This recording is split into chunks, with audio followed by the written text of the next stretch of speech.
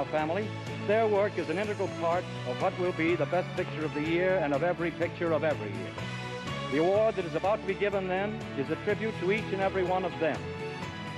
The best motion picture is... Hi, I'm Robert Osborne. Up next in our 31 Days of Oscar Festival, we have another Academy-honored movie from the 1940s.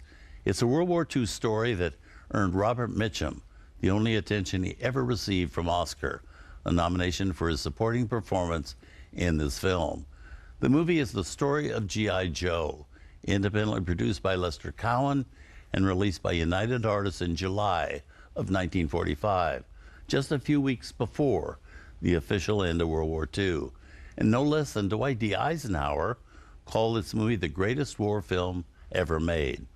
It's also one of the most moving, too, because of the way it takes a very intimate look at men soldiering along day after day, fighting not just the enemy, but also their own boredom and certainly their own fears. The film is based on the work of the famed World War II correspondent Ernie Pyle, in particular the events he witnessed during his travels with an army unit through war-torn Italy. Pyle was both famous and much admired for the way, through his words in his news reports, he was able to convey what it was like to be a soldier in wartime. Burgess Meredith plays Pyle in the film. He was able to be cast only by being placed on special leave by the military, since he himself was on active duty at the time.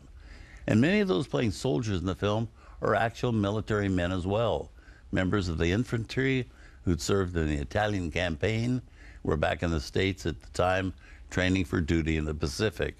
And the sobering reality of this movie was the fact that shortly after completing their work on the film, many of those soldiers were put on active duty, and a large number of them lost their lives, including Ernie Pyle himself.